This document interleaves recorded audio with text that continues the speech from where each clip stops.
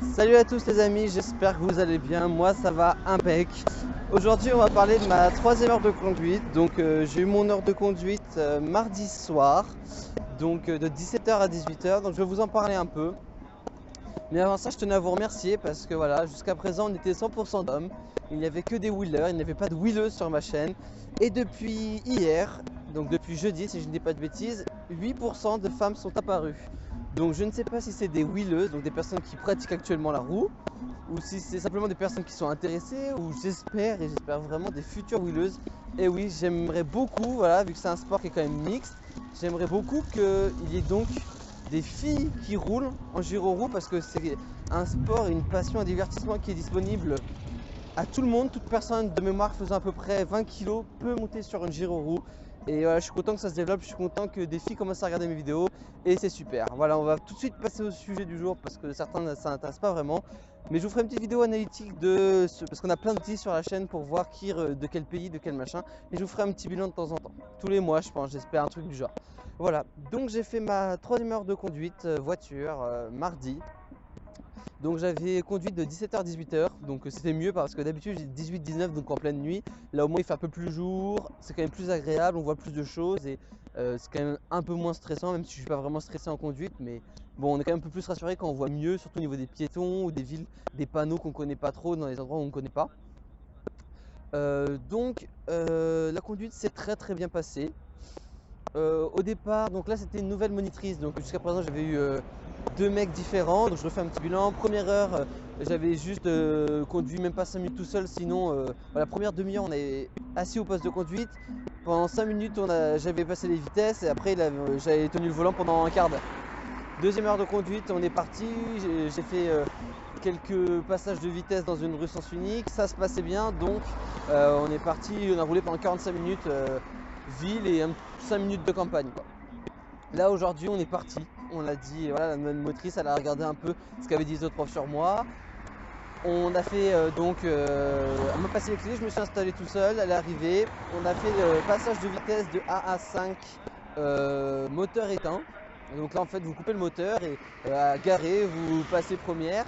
En fait ce qui est dur c'est qu'elle te demande de ne pas regarder, donc tu dois regarder la route et tu dois passer première, deuxième, troisième, quatrième, cinquième, sans te tromper et rétrograder dans l'autre sens à chaque fois, appuyant, embrayant, débrayant à chaque rapport de vitesse. Donc du coup j'ai pu ensuite démarrer, partir tranquillement du parking. On a roulé un petit peu en ville jusqu'à la sortie de ville. Donc là cette fois-ci on n'a pas fait de priorité à droite, machin, zone 30.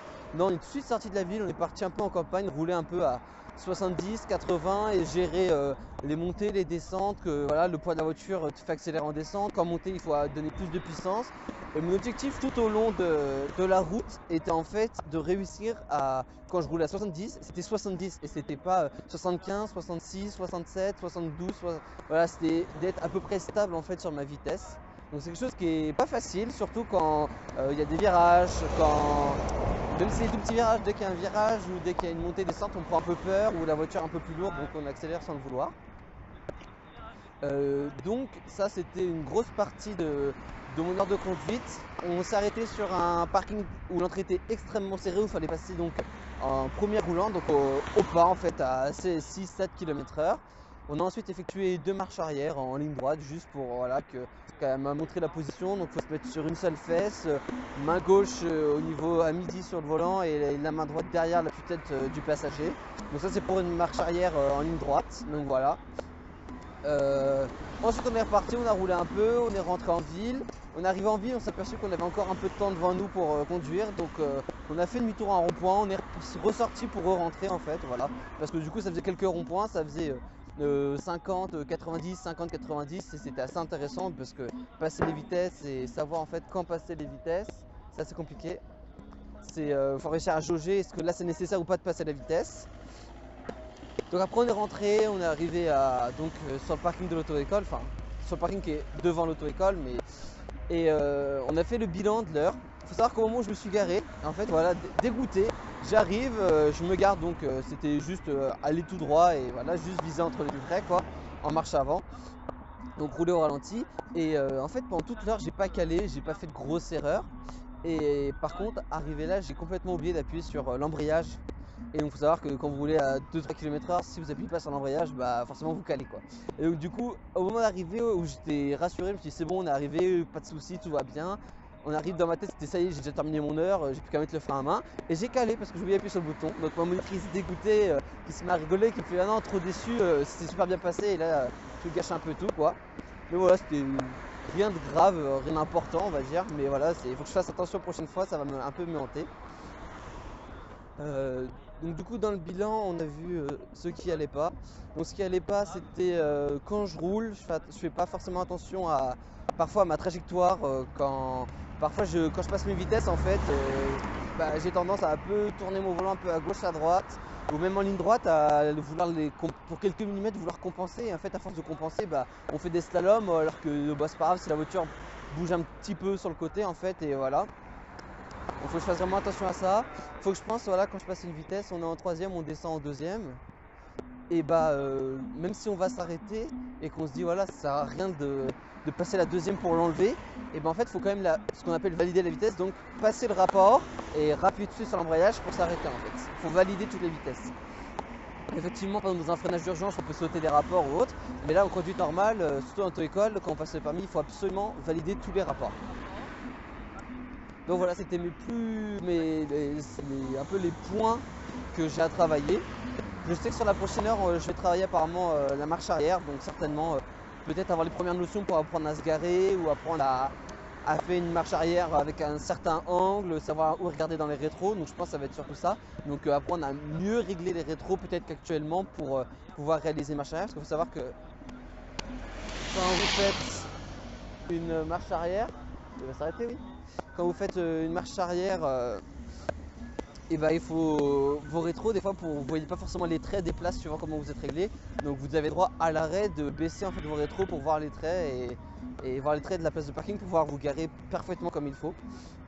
Donc ça voilà, c'est des choses que je pense c'est certainement l'objectif de ma 4e heure de conduite. Donc voilà, logiquement c'était hier soir, j'aurais dû avoir, mais j'ai eu un appel, ma monitrice est en arrêt. Donc voilà, par contre lundi j'ai 2 heures de suite. Donc je vais vous raconter un peu ce qui se passe, donc certainement de la marche arrière, certainement peut-être je pense qu'on va peut-être faire un tour en zone 30, priorité à droite, rond-point, enfin voilà un peu de ville je pense dans le lot. On risque d'avoir une période où on va s'arrêter pour faire quelques manœuvres et je pense qu'on va avoir une période de entre guillemets grande vitesse, donc sur national à 70-80 pour gérer un peu les rapports, les accélérations. Et une fois qu'on aura terminé, je pense, cette étape, certainement on reviendra en ville peinard, peut-être faire 2-3 manœuvres. Voilà. Ça, je sais pas, hein, je vais discuter rapidement de ma prochaine heure, mais je sais pas exactement comment ça va se passer. Il faut savoir que je sais pas quel mono je vais avoir du coup, parce que vu qu'elle est malade, je sais pas si elle sera revenue ou si c'était temporaire, si c'est pendant 15 jours qu'elle en arrête, donc je sais pas avec qui je serai. Donc je vous ferai une petite vidéo bilan des 2 autres heures que je vais avoir lundi. Et j'ai une autre heure jeudi, voilà, je vous tiendrai au courant.